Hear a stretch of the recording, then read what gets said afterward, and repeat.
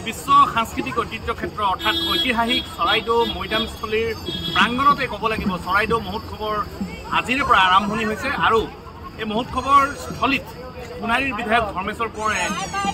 পতাকা উত্তোলন কৰে আৰু তাৰ পাছতে বিভিন্ন কাৰ্যসূচী আৰম্ভ হোৱা পৰিলক্ষিত হৈছে। আমি বৰ্তমান উপস্থিত আছোঁ মূল প্ৰৱেশদ্বাৰত আৰু দেখিছে আপোনালোকে খুব বিশাল মণ্ডপ তৈয়াৰ কৰা হৈছে। বিভিন্ন জাতি জনগোষ্ঠীৰ সাংস্কৃতিক সাহিত্যিক আৰু আন আন দিশসমূহ এই মণ্ডপতে প্ৰদৰ্শন কৰা হ'ব আৰু দৰ্শকসকলৰ জ্ঞাতাৰ্থে আমি জনাব বিচাৰিছোঁ যে কেইবাখন দেশৰো সাংস্কৃতিক দল দেশখনৰ বিভিন্ন ৰাজ্যৰ সাংস্কৃতিক দল আহি ইয়াত উপস্থিত হৈছে ইতিমধ্যে আৰু আজিৰে পৰা অনাগত 3 দিনলৈ আচলতে এক সাংস্কৃতিক সন্মিলনলৈ পৰিগণিত হ'ব এই ক্ষেত্ৰ আৰু ইয়াৰ সমান্তৰালকৈ বহুকেইখন দেশৰ আচলতে ম্যানমাৰ কেম্বোডিয়া শ্ৰীলংকাৰ দৰে দেশৰ আচলতে ৰাষ্ট্ৰদূতসকলো ইয়াত উপস্থিত থাকিব। এক প্ৰকাৰে ক'ব লাগিব যে যি পৰ্যটন ক্ষেত্ৰত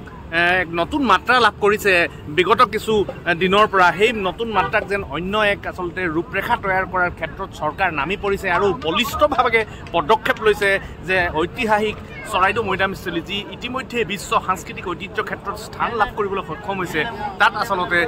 আহোম ৰীতি নীতি আহোম পৰম্পৰা আহোম ঐতিহ্য ভাস্কৰ্য আৰু স্থাপত্যৰ যি দিশসমূহ আছে দিশসমূহ যাতে বিশ্বমুখী কৰিব পাৰি বিশ্ববাসীক জনাব পাৰি তাৰ বাবে আচলতে এই প্ৰয়ত্ন 2015 চনৰ পৰাই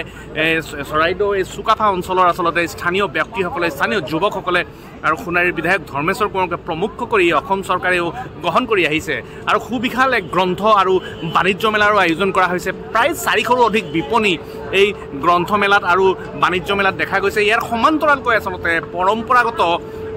খাদ্য মেলাৰো আয়োজন কৰা হৈছে য'ত পৰম্পৰাগত বিভিন্ন খাদ্যৰ লগতে পৰম্পৰাগত বিভিন্ন ধৰণৰ আচলতে তাত বস্তু থাকিব য'ত আচলতে যিসকল পৰ্যটক আহিব যিসকল দৰ্শনাৰ্থী আহিব আৰু মহোৎসৱত অংশগ্ৰহণ কৰিবলৈ যিসকল আহিব তেওঁলোকে আচলতে ইয়াত তাৰ সোৱাদ ল'ব পাৰিব ইয়াৰ এই থলুৱা বস্তুসমূহ তেওঁলোকে ক্ৰয় কৰিব পাৰিব। প্ৰায় 400ৰো অধিক বিপণীৰে আচলতে সুবিশাল মেলা এক বাণিজ্য মেলা এক খাদ্য মেলা গ্ৰন্থমেলা গঢ়ি তোলা হৈছে মূল মণ্ডপৰ কাষতেই আৰু আমি জনাব বিচাৰিছোঁ যে ইতিমধ্যেই অসম চৰকাৰৰ কেবিনেট মন্ত্ৰী তথা মাহমৰা বিধানসভা সমষ্টিৰ বিধায়ক যোগেন মোহন আহি উপস্থিত হৈছে। আমি পোনে পোনে তেখেতৰ ওচৰলৈ যাম আৰু তেখেতৰ পৰা আমি জানিবলৈ বিচাৰিম যে চৰাইদেউ মহোৎসৱ লৈ তেওঁ কি ক'ব কাৰণ ওতঃপ্ৰোতভাৱে আৰম্ভণিৰ পৰা জড়িত আন এজন ব্যক্তিয়ে হৈছে যোগেন মোহন। যেনেধৰণে সোণাৰীৰ বিধায়ক ধৰ্মেশ্বৰ কোঁৱৰ আছিলে ঠিক তেনেধৰণে যোগেন মোহনো জড়িত আৰু তেখেতৰ পৰা আমি পোনে জানিব বিচাৰিম। ইতিমধ্যে তেখেতে খাদ্য মেলাৰ যি আচলতে উদ্ঘাটন কৰিবলৈ আহিছে আমি তেখেতৰ পৰা জানিবলৈ বিচাৰিম। শুভাৰম্ভ প্ৰথম দিনৰ কাৰ্যসূচীৰ প্ৰথম পতাকা উত্তোলন বা স্মৃতি তৰ্পণ বা গ্ৰন্থমেলাৰ পাছত আমি খাদ্য মেলা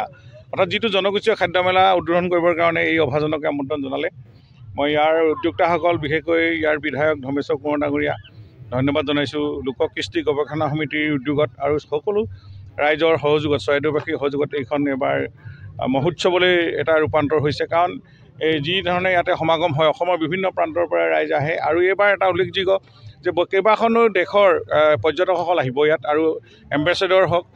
তেওঁলোকে আহি ইয়াতে অংশগ্ৰহণ কৰিবহি। এইবাৰ নতুনত্ব আহিব চৰাইদেউ মহোৎসৱৰ যিহেতু আমি ৱৰ্ল্ড হেৰিটেজ হোৱাৰ পাছত প্ৰথম এইটো মহোৎসৱ গতিকে সকলো ৰাইজৰ আমি সহযোগিতা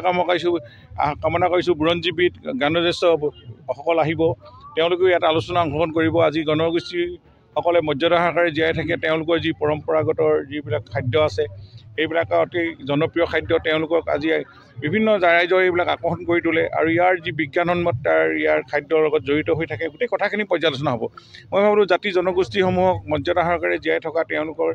এনেধৰণৰ ক'ৰবাত সাজপাৰ হওক ক'ৰবাত পৰম্পৰাগত ক'ৰবাত খাদ্য এইখিনিক আমি স্বীকৃতি দিব লাগিব সকলোৱে আৰু ইয়াৰ স্বীকৃতিৰ পাছত ইয়াক জনপ্ৰিয় কৰি তুলিব লাগিব আৰু ইয়াক আৰু বহুল প্ৰচাৰ কৰিব লাগিব। এইখিনিয়ে হৈছে আমাৰ অসমৰ প্ৰাণ অসমীয়া জাতি জনগোষ্ঠীৰ এক সমন্বয়ৰ থলীত এইখন বৃহৎ অসমীয়া জাতি গঠন হৈছে। গতিকে স্বৰ্গদেউ চাওলুং চুকাফাৰ আদৰ্শৰ কথা লুকাই আছে মহাবীৰ লাচিত বৰফুকন জয়মতী এই ইতিহাস প্ৰসিদ্ধ এই ব্যক্তিসকলক আমি এই মুহূৰ্তত স্মৰণ কৰিছোঁ আৰু চৰাইদেউ মৈদামথলী এতিয়া ৱৰ্ল্ড হেৰিটেজ হৈছে ইয়াতে দেশ বিদেশৰ পৰ্যটকৰ সংখ্যা বাঢ়ি গৈ আছে দিনক দিনে ইয়াত গতিকেলৈ এতিয়া আৰ্কলজি হওক বা আমাৰ বিভিন্ন ডিপাৰ্টমেণ্টৰ ইয়াতো কামো আহি আছে। গতিকে ইয়াৰ পৰা এটা ভাল মেছেজ যাব আগন্তুক দিনত। মই ভাবোঁ যে এই মহোৎসৱে চৰাইদেউ মৈদামথলী আৰু অধিক প্ৰাণ দিব মই তাকে কামনা কৰিছোঁ। সকলো ৰাইজক ইয়াত সহযোগ কৰিবৰ কাৰণে উপস্থিত হ'বৰ কাৰণে মই অনুৰোধ জনালোঁ। এতিয়া শুনক 252খনৰ ভিতৰত আমাৰ চৰাইদেউৰ নাম অন্তৰ্ভুক্ত হৈছে। আমাৰ ভাৰতৰ 43 নম্বৰত হৈছে আৰু এতিয়া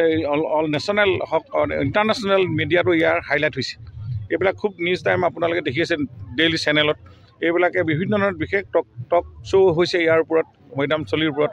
আৰু ভৱিষ্যতে আৰু ইয়াক আগবঢ়াই লৈ যাব লাগিব গোটেই ৱৰ্ল্ডত আমি 199খন দেশলৈ ইয়াক আমি লৈ যোৱাৰ এটা প্ৰয়াস আছে মই ভাবোঁ এইবাৰ এই মহোৎসৱৰ যোগেদি আমি আৰু ইয়াক অধিক জনপ্ৰিয় কৰি তুলিব পাৰিম ৱৰ্ল্ড হেৰিটেজ যিহেতু স্বীকৃতি পোৱাৰ পাছত আমাৰ জনসাধাৰণৰ খালী দায়িত্বখিনি আমি